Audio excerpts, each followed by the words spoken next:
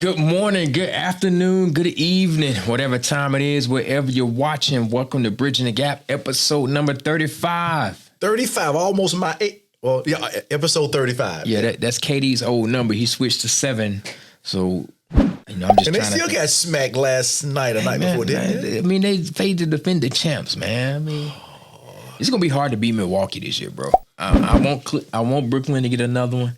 Their best chance was last year, especially with Phoenix making the finals. But Milwaukee they solid. Yeah. Well, quick sidebar: Kyrie Irving guy, Kyrie, what's he doing, man? So New York, the state of New York has a mandate. It's on the indoors. Okay. If you're not vaccinated, you can't come in.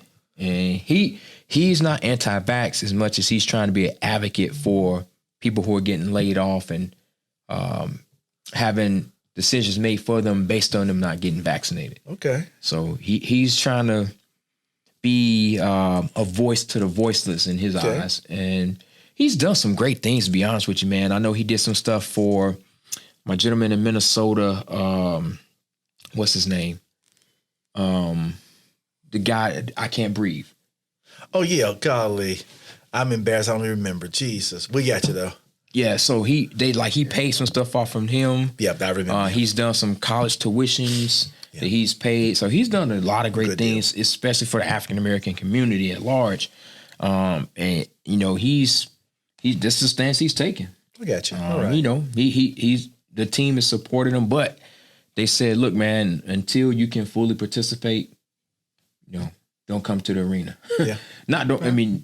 Because he will only be available for away games, and it's hard to build chemistry when you're in and out. You're right, brother. So basketball. You played, right? Played a little bit. A little bit. Did you play in college or just high school? Did high school. I made some decisions not to play in college because I was trying to get my life together. So, what position? Power forward or center? Well, ironically, my cause back in the day it was only 3 years of high school. My sophomore year, I actually played 2-guard.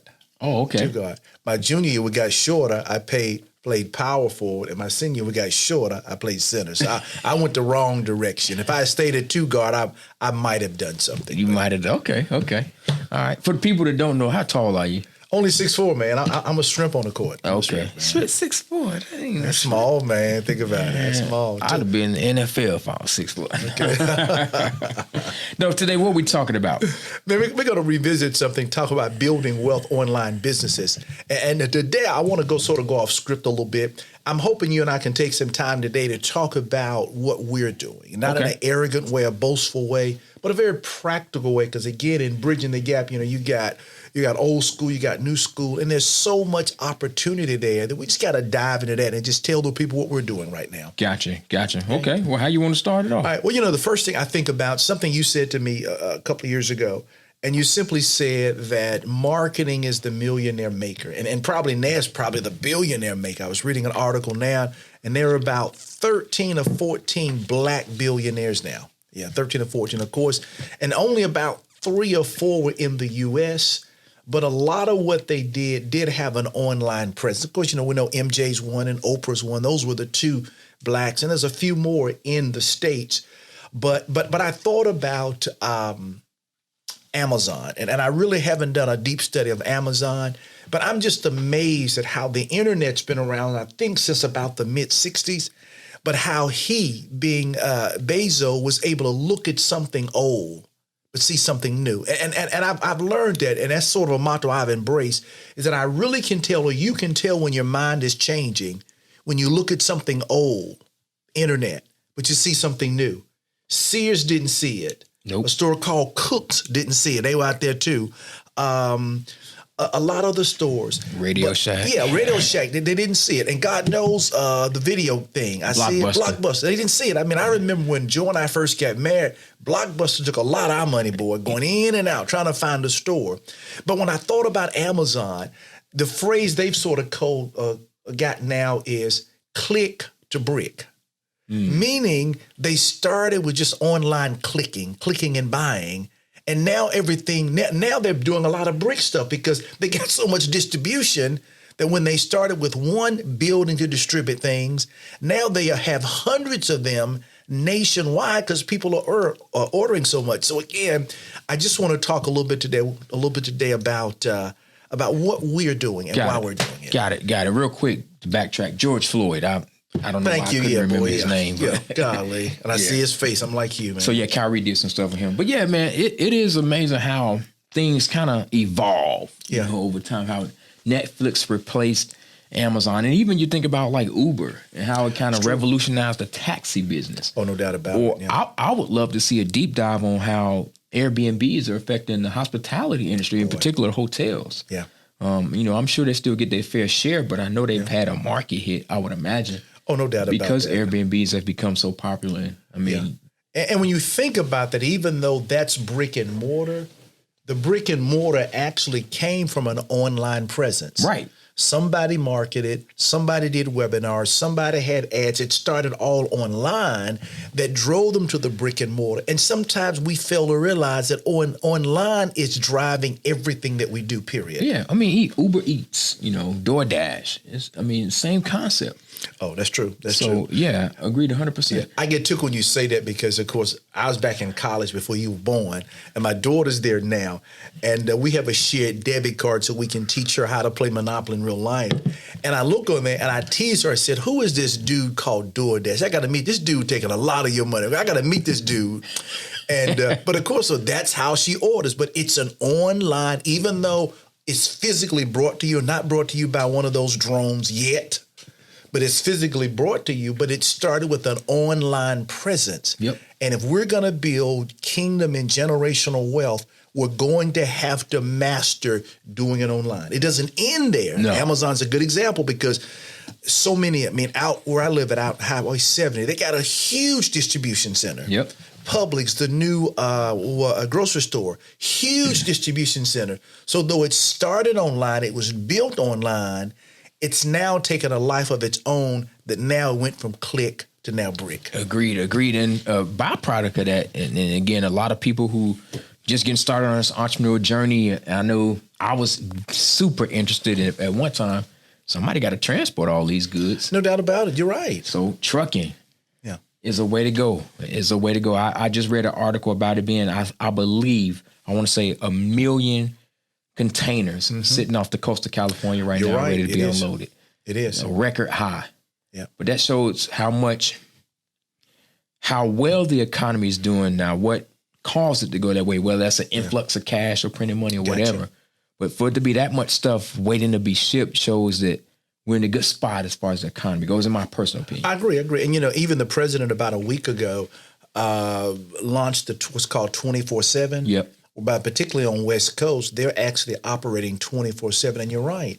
And that's why it's so important. We talk about having that date with your future or life management is to understand the trends that we have. Yeah. Because, it's when one thing is hot, it's more than one thing that's hot. It's like going back to Tesla and electric cars. Okay, Tesla's hot, but boy, look how the battery industry blew up because of the standpoint you had to have batteries and so many more things. And like you just said about all these containers, the trucking industry, logistics, I think they call it, is exploding now. And there's just crazy money. Again, going back to Amazon, I think it was, they in turn are buying so many more jets. Planes, I should say, probably jets. Yeah. But the whole point is when there's one industry that's exploding and growing up, it's going to affect 4, 5, or 6 more, if not more. Yeah, I didn't know you was going this way, and I get started. I know you are. This is where I'm at right now. I know the building stuff, man. The building. The housing market is ridiculous right now. And like I was explaining to you, I was listening to a podcast, Bigger Pocket, shout out to them. Yeah, and man. We're about 4 million houses short of what we need as far as supply and demand goes. And it dates back to the 08, 09 market crash. Yeah. A lot of builders stopped mass producing, stopped buying a ton of land and sitting on it. So they only produced enough for what they could sell in a reasonable amount of time. And, 10, 12 years of that created a backlog. And now with everything booming, the prices going up, they don't want to mass produce right now because the prices of the goods fluctuate so much. Okay. Lumber is this price for a few weeks, then it shoots up. So if I get on a contract with you, all of a sudden my lumber package go from $50,000 to $75,000. I just lost out on 25 because I'm already under Per contract. house, that's right, yeah. So what they'll rather do is get all of that stuff in, get the lumber up, the windows in, get it dried in, and then go into contract. Because by that time, all of my costs are pretty much fixed. Fixed, I got you. Flooring is going to be flooring. Cabinets are going to be cabinets. But the windows that are taking 3 to 4 months to get in, and the lumber is, fluctuating, will already be done. I got you. And so I can determine my soft costs. But one of the byproducts of that is there's a shortage of land and buildable lots. Opportunity. Yeah, man. So I've been partnering with a couple people and doing some deals, and just got a 91-acre tract of land under contract this week, early this week. Yeah.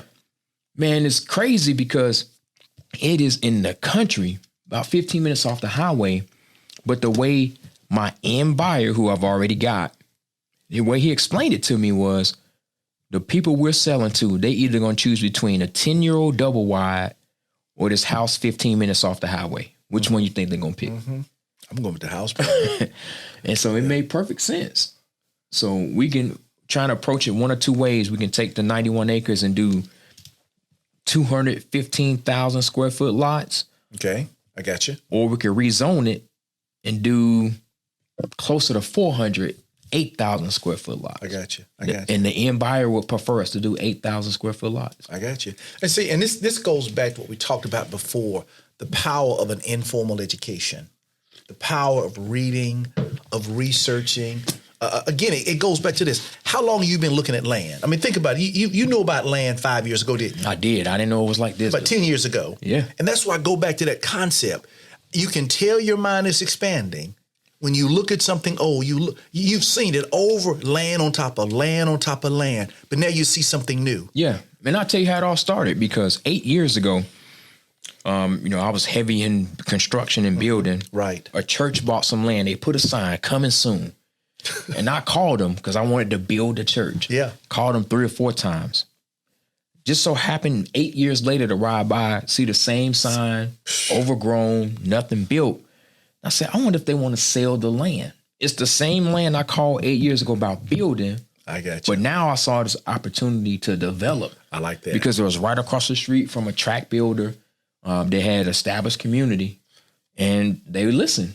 So they had 17 acres, decided to sell 10. And that's how I got started on this land development. That is because I saw something old, the opportunity to build a church, and said, I wonder if they're willing to sell the land. That's it. Since it's been 8 years and they haven't done anything. That's it. And so they still kept 7. They still want to build. Hopefully this, us buying the land and help them accomplish that. But, I looked at something old, saw something new. I like it. And that's why we go back to the whole concept of monopoly, folks. Life is about monopoly. You go back, and again, if I can get it right, in the game of monopoly, you start and you can buy land, and you can just stop there and get low rent. But then if you buy all the lots, I call that a developing and a maybe entitlement. I think it like doubles or triples. And then from there, you're able to put even houses and hotels on it. And the very same concepts that you're doing in life, monopoly has taught us that. And that's why we keep saying over and over again, it's not a game, it's a game plan. And everything is about cash flow in this thing. So I love what you're doing, man. Great job. So what you got going on, man? Well, they're plain and simple. You guys know I'm the boomer around here. Just celebrate 62 years on the earth, man. Congratulations. How many years married? October's a big month for you. Man, 38. And my wife's a tad older than I am, but I'm not going to tell her age on the air. But I tell you, a couple of years ago, you and a guy named Nusa Mutamba, you guys said, let's go online. I went, what? Online? We're going to buy something? No, we're going to sell something. What do you mean? And you all got me to see that all these notes I had, that over the last 25 years I've been building up on real estate, on cash flow, let's put them in courses online. So about 4 years ago, it was birthed something called Cash Flow U. And it's just an online university that people can connect with us as little as $30 a month. So the things I learned from you guys on life management, it's a course now. So instead of me having to repeat it over and over again, it's on the U. People want to know basic things about cash flow creation. Well, I say the same thing over and over for years. What? It's online. And now there are people, and because of the marketing piece you've taught me, also there are people that are joining us. I don't know who they are, but they're joining. The payments are automated. The courses are there. So some things I did maybe last week, last year, or 2 or 3 years ago, is now still producing money. And again, people who I've never met and may never meet them are enjoying the fruits of Cash Flow U because it's online. So Cash Flow U is $30 a month. So you get what? Access to one course or? Well, actually get access to about 80 different courses. There are about 80 different courses. And for some people out there, I use the word, it's three majors, for lack of a better word. There's a major in church finances. So if you're involved in the church, whether it be a pastor or an admin or a trustee, there's probably about 40 courses there that do nothing but church stuff. Then let's say if you're an individual, whether you're tired of living payday to payday and you want to raise your credit scores or eradicate debt or even build wealth, there's probably about 30 courses there on you on personal finances. And then for my entrepreneurs, would never forget you guys, there are about 10 courses there because and this is ironic, back in 2006, I did my first online business. It was a wellness company. The first year we did 3.2 million, first year online. Wow. And I mean, I didn't know what was going on because I'd never done online, but I had some other partners too.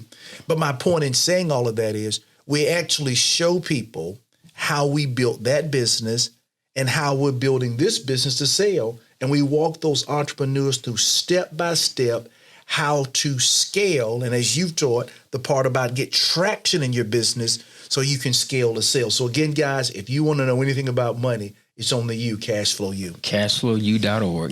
That's it, man. That's it. So when did you get the concept for Cash Flow U? Well, hang around, you guys. And again, I really got frustrated because I had my daughter and I didn't want to travel as much. And I felt like the way to travel less but make more was to get something on the web. Didn't know how to do it. I didn't know whether I was going to put a sticker on there or do smoke signals, but I knew the answer had to be on the internet. Gotcha. And again, you guys trained me, taught me, gave me exposure to things, and I just simply went through all of my notes. I organized them into a system because, again, we believe right here that systems solidify success. And when we did that, it's taken off. Agreed. That's what's up, man. So the U is done what is what you're using online to generate wealth. Yeah. Got it. Yeah. Now, quick question back to you. Now, real estate, when people think about real estate, they think about everything has to be, I go out and touch it. Everything. I mean, how are you maximizing online to build what you're doing with real estate? How does that look? Easy, man. I mean, so like when I first started finding houses, for me was driving around. Okay. Again, not necessarily touching, but I physically had to go look. Okay, gotcha. Now they have ways that you can get those same, not the same, but you can generate leads, which is what I was doing, driving for dollars, by buying lists online. Yeah. So certain information companies are able to pull data. So a lot of people use PropStream to get lists for homes. Personally, I like to use ListSource. It's a little bit more expensive, which means less people use it. You're right. But it's better data. I like that. And that's a nugget. I don't tell everybody my secrets. Mm-hmm. But I like ListSource because I'm not one of 10 wholesalers calling you if I get my data from a different spot. But if we all go to, Walmart, we all going to have the same stuff. I choose just to go to a different place for my data. I know it's going to cost me more, but I know I'm going to get better data and I'm probably going to be the first and only person calling them. So same concept online. Once I pull this list of homeowners, well, how am I going to call them? You got to skip trace them. Okay. That's an online service that allows you to upload that list of homeowners, get their phone numbers. And if I'm hearing already, you've mentioned 2 or 3 companies that are online or you're using other businesses. So the whole thing is you're using multiple businesses to help you build your business. And all these other companies he's using, they're online. So again, it's just so many opportunities out there. All of them. Yeah. I mean, because even, so again, I can take, the most recent list I pulled had like 2,500 homeowners on it.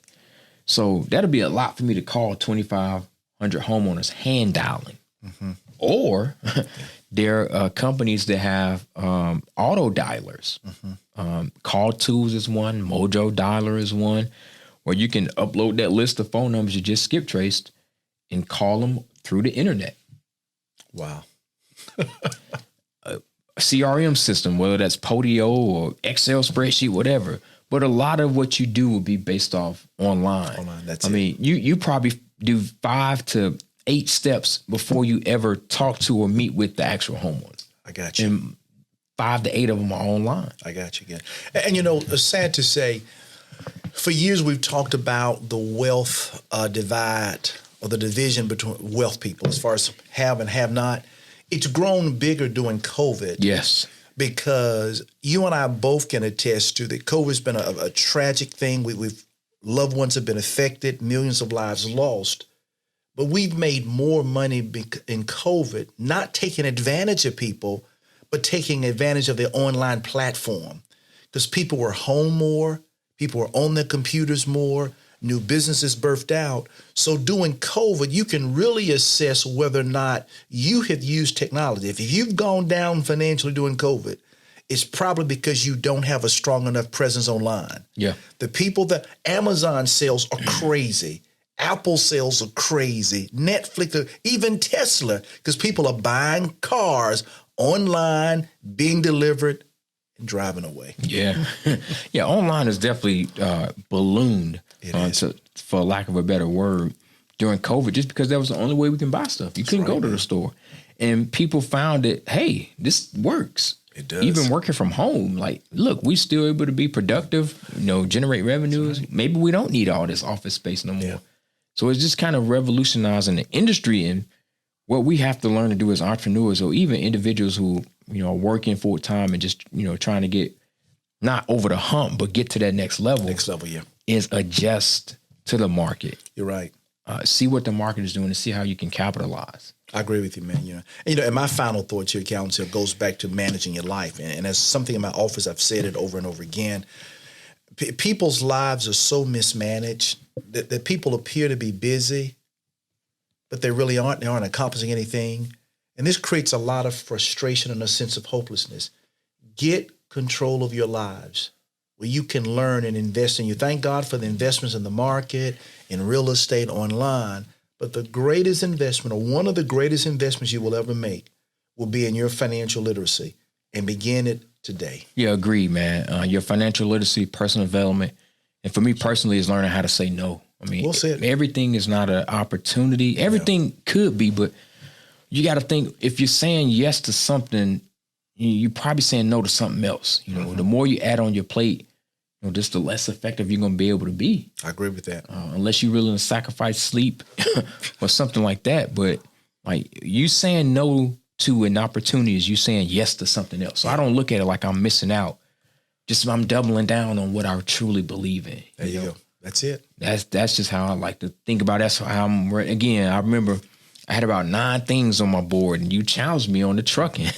And even though trucking is booming, it's just not for me right now. Well said, yeah. And it's not. So I'm okay with it. I understand the industry, but for me to try to tackle it, it would distract me from what else I got going on. Good point. Very good point, man. Good deal. All right. That wraps up episode 35. I'm your host, Council Glenn. Hey, man, William V. Thompson. See you on the next one. Great.